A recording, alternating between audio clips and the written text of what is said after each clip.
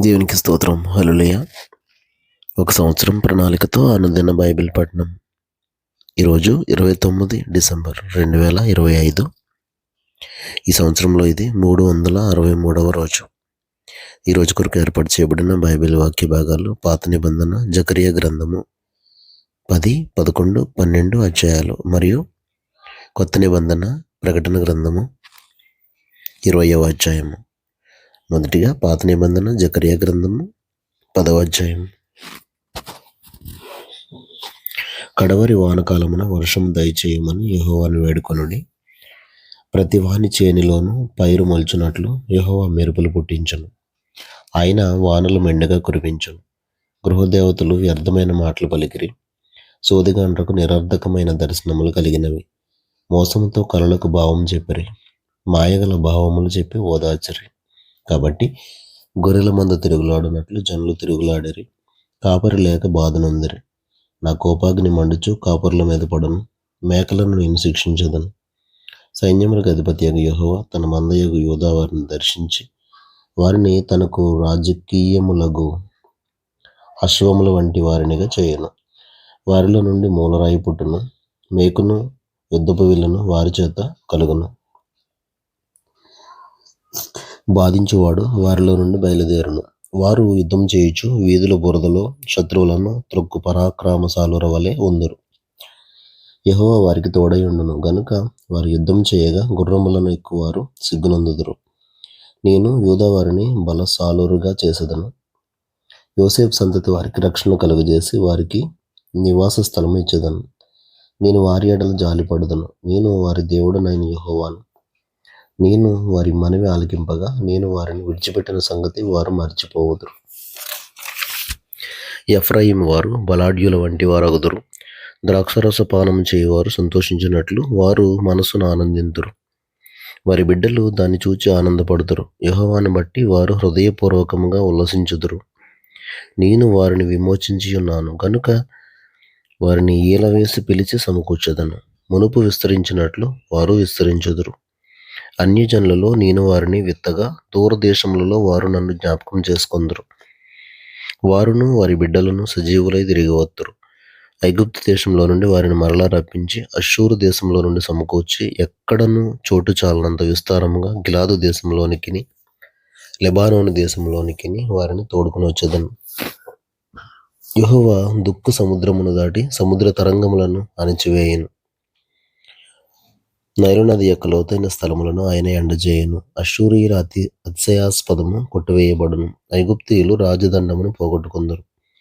నేను వారిని యెహోవా యందు బలశాలురుగా చేయుదును. ఆయన నామము స్మరించుచు వారు వ్యవహరింతురు. ఇదే యెహోవా వాక్కు. జకరియా గ్రంథము 11వ అధ్యాయము. లెబానోను, అగ్ని వచ్చి నీ దేవదారు వృక్షములను కాల్చివేయినట్లు నీ ద్వారములను తెరవుము. దేవదారు వృక్షములు కూలెను, వృక్షరాజములు పాడైపోయెను. సరళ వృక్షములారా అంగలాచుడి. చిక్కని అడవి నరకబడెను. సింధూర వృక్షములారా అంగలాచుడి. గొర్రె బోయల రోదన శబ్దం వినబడుచున్నది. ఎలయనగా వారి అతిశయాస్పదము లయమాయెను. కొదమ సింహముల గర్జనము వినబడుచున్నది. ఎలయనగా యోర్దాను యొక్క మహారణ్యం పాడైపోయెను. నా దేవుడైన యెహోవా సెలవిచ్చుందేమనగా వధకు ఏర్పడిన గొర్రెల మందను మేపుము. వాటిని కొనువారు వాటిని చంపియు నిరపరాధులమని అనుకొందరు. వాటిని అమ్మిన వారు మాకు బహుద్రవ్యం దొరుకుచున్నది, యెహోవాకు స్తోత్రం అని చెప్పుకొందరు. వాటిని కాయువారు వాటి ఎడల కనికరం చూపరు. ఇదే యెహోవా వాక్కు. నేనికను దేశ నివాసులను కనికరింపక ఒకరి చేతికి ఒకరిని వారి రాజు చేతికి వారిని అందరినీ అప్పగిందును.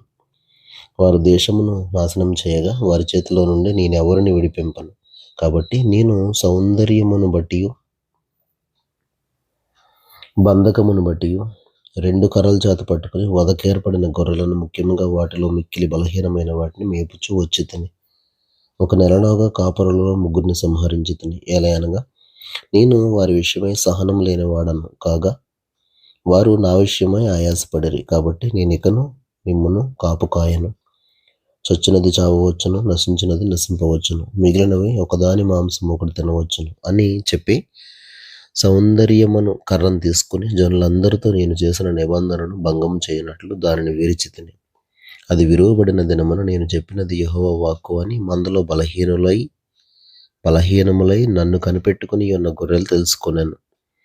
మీకు అనుకూలమైన ఎడల నా కూలి నాకు ఇయ్యుడి, లేని ఎడల మానివేయుడని నేను వారితో అనగా, వారు నా కూలికై 30 తులముల వెండి తూచి ఇచ్చిరి.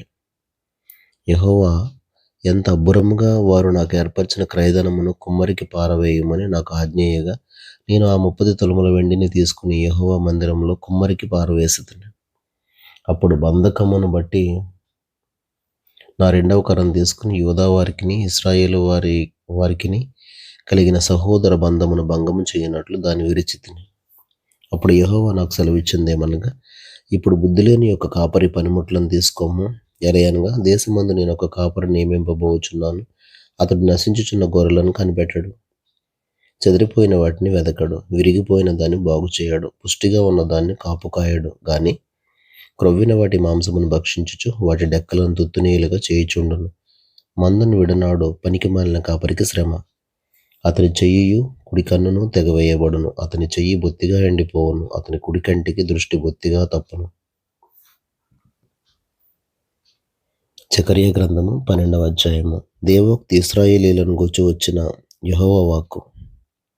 ఆకాశమండలమును విశాలపరిచి భూమికి పునాది వేసి మనుషుల అంతరంగంలో జీవాత్మను సృజించు యెహోవా సెలవిచ్చుందేమనగా, నేను యెరూషలేము చుట్టూనున్న జనులకందరికీ మత్తు పుట్టించు పాత్రగా చేయబోచున్నాను. శత్రువులు యెరూషలేమునకు ముట్టడి వేయగా అది యూదా మీదికిని వచ్చును. ఆ దినమందు నేను యెరూషలేమును సమస్తమైన జనులకు బరువైన రాయిగా చేతును.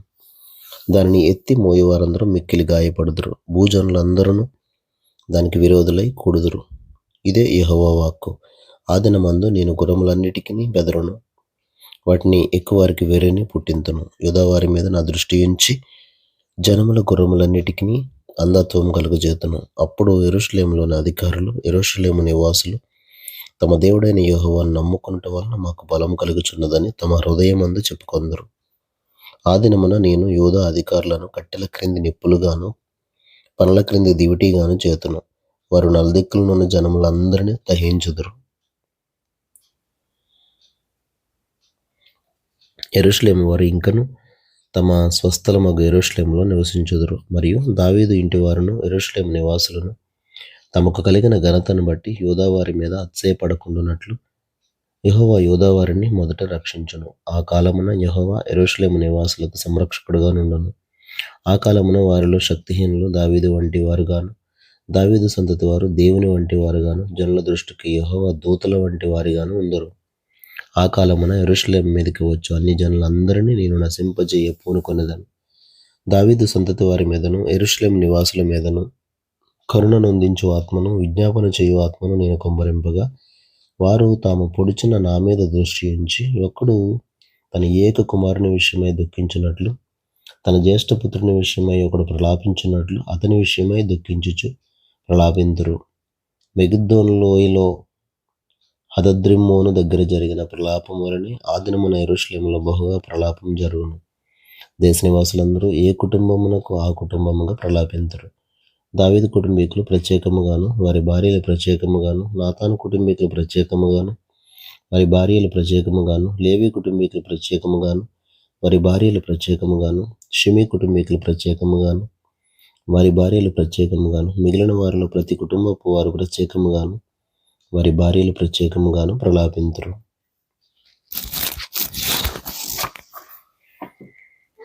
క్రొత్త నిబంధన ప్రకటన గ్రంథము 20వ అధ్యాయము 15 వచనాలు. మరియు పెద్ద సంఖ్యలను చేత పట్టుకుని అగాధం యొక్క తాళపు చెవికల యొక్క దేవదూత పరలోకం నుండి దిగి వచ్చుట చూచితిని.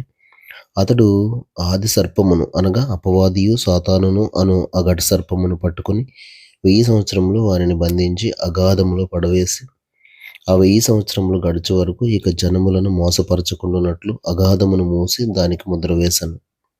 అటు పిమ్మట వాడు కొంచెము కాలం విడిచిపెట్టబడవలెను.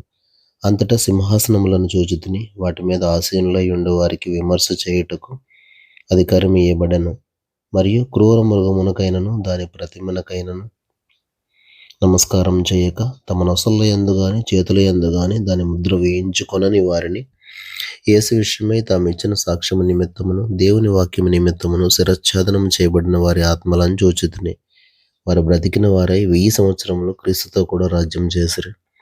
ఆ 1000 సంవత్సరములు గడిచే వరకు కడమ మృతులు బ్రతకలేదు. ఇదియే మొదటి పునరుత్థానము. ఈ మొదటి పునరుత్థానములో పాలుగలవారు ధన్యులను పరిశుద్ధులనై ఉందురు. ఇట్టి వారి మీద రెండవ మరణమునకు అధికారం లేదు. వీరు దేవునికిని క్రీస్తుకును యాజకులై క్రీస్తుతో కూడా 1000 సంవత్సరములు రాజ్యం చేయుదురు. 1000 సంవత్సరములు గడిచిన తర్వాత సాతాను తానున్న చెరలో నుండి విడిపింపబడును. భూమి నలుదిశల యందుండు జనములను లెక్కకు సముద్రపు ఇసుక వలె ఉన్న గోగు మాగోగు అను వారిని మోసపరిచి వారిని యుద్ధమునకు పోగు చేయుటకై వాడు బయలుదేరును. వారు భూమి యందంతటా వ్యాపించి పరిశుద్ధుల శిబిరమును ప్రియమైన పట్టణమును ముట్టడి వేయగా పరలోకములో నుండి అగ్ని దిగి వచ్చి వారిని దహించెను. వారిని మోసపరిచిన అపవాది అగ్నిగంధకములు గల గుండములో పడవేయబడను. అచ్చట ఆ క్రూర మృగమును అబద్ధ ప్రవక్తయు ఉన్నారు. వారు యుగయుగములు రాత్రింబగళ్ళు బాధింపబడుదురు. మరియు ధవలమైన మహాసింహాసనమును దాని యందు ఆసీనుడై ఉన్న యొక్కని చూచితిని. భూమి ఆకాశములు ఆయన సముఖము నుండి పారిపోయాను. వాటికి నిలువ చోటు కనబడకపోయాను. మరియు గొప్పవారేమి కొద్దివారేమి మృతులైన వారందరూ ఆ సింహాసనం ఎదుట నిలువబడి ఉండుట చూచితిని. అప్పుడు గ్రంథములు విప్పబడెను. మరియు జీవ గ్రంథమును వేరొక గ్రంథము విప్పబడెను. ఆ గ్రంథముల యందు రాయబడి ఉన్న వాటిని బట్టి తమ క్రియల చొప్పున మృతులు తీర్పు పొందిరి. సముద్రము తనలో ఉన్న మృతులను అప్పగించెను. మరణమును పాతాళ లోకమును వాటి వశమునున్న మృతులను అప్పగించెను. వారిలో ప్రతివాడు తన క్రియల చొప్పున తీర్పు పొందెను. మరణమును మృతుల లోకమును అగ్నిగుండములో పడవేయబడెను. ఈ అగ్నిగుండము రెండవ మరణము. ఎవని పేరైనను జీవగ్రంథమందు రాయబడినట్టు కనబడని ఎడల వాడు అగ్నిగుండములో పడవేయబడెను. దేవుడు తన పరిశుద్ధ వాక్యమును మన వెనికిడిలో దీవించునుగాక. ఆమేన్.